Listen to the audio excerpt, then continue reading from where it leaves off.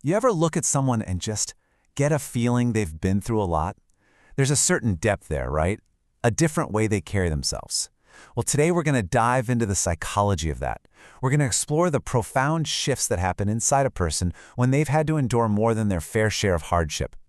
And I'm not just talking about feeling sad or being stressed out. This is about a fundamental rewiring of a person's entire inner world. And understanding this, I think, helps us find a lot more empathy, not just for other people, but maybe for ourselves too. So first, let's talk about what too much even means. It's rarely one big, dramatic thing. More often, it's a slow, steady pileup of difficulties, a series of losses or struggles or betrayals. It's this weight that just keeps building over time until it literally shifts your internal center of gravity. What is this baseline we're talking about? Well, think of it as your emotional default setting. For a lot of people, the world feels, well, generally safe. But for someone who's been through the ringer, that default gets flipped. Their whole nervous system recalibrates, and the new setting is vigilance, a constant, low-level scan for what might go wrong next. It's a survival mechanism born from hard experience. And that's exactly what can make it so isolating. This constant state of alert, this shifted baseline, it's completely invisible to everyone on the outside. It's this heavy, unseen burden that shapes every single interaction, every decision, every day. Now, it's so easy to look at these changes and think of them as damage, or see someone as broken, but that's a huge misunderstanding. The key thing to get here is that these are actually highly intelligent adaptations. The mind is literally rewiring itself to survive in a world that it has learned through experience isn't always safe. And this rewiring has real-world results. Let's look at this. Where trust might have been given out freely before, now it has to be painstakingly earned. Safety? That's no longer just an assumption you make. It's something that has to be constantly assessed. And trying to make long-term plans can feel almost impossible when your mind is just focused on getting through today. This isn't pessimism. It's pragmatism that's been forged in fire.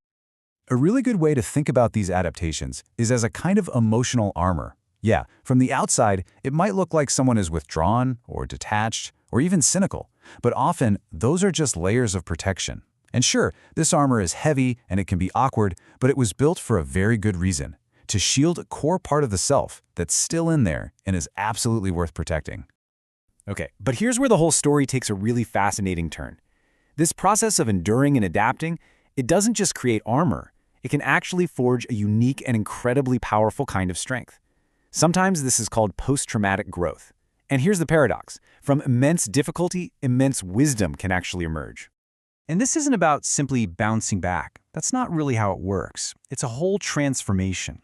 First, you endure. Then, your mind and your spirit adapt to this new reality. Then comes the crucial part. You integrate the experience. You make it a part of your story, not something that defines you. And from that integration, a new version of yourself can emerge.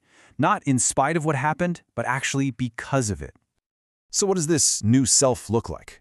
Well, it often has these incredible qualities. An empathy that is just bone deep, because you know what pain feels like. A quiet but almost unshakable resilience. You get this laser focus on what's real, because all the trivial stuff just falls away. Your intuition gets super sharp, honed by having to read people and situations just to survive.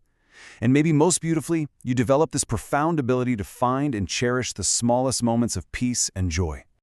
So living with this new internal wiring, it really does require a different kind of map for navigating the world. It becomes less about trying to get back to the person you were and a lot more about learning to consciously work with these adaptations that once kept you safe.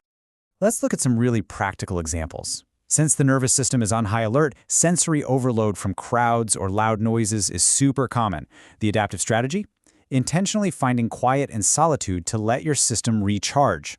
When you constantly feel misunderstood, the strategy becomes finding your tribe. You know, those people who just get it without you having to explain everything? And to fight that deep emotional exhaustion, setting firm boundaries isn't just a nice-to-have, it's a non-negotiable act of survival.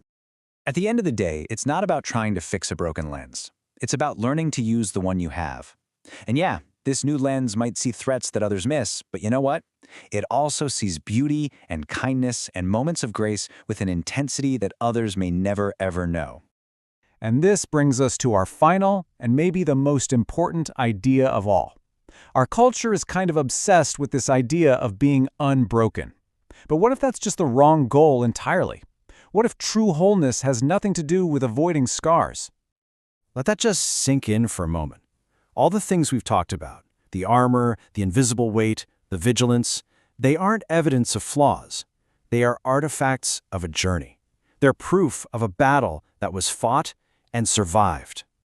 It's a reconstruction, a profound remaking of the self. Kind of like when pottery is mended with gold.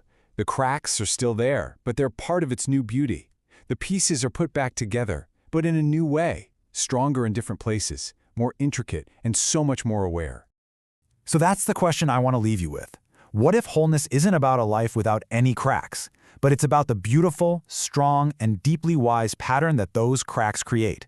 What if this remade version of a person is actually the most complete form of being whole that any of us can achieve? That's something to think about.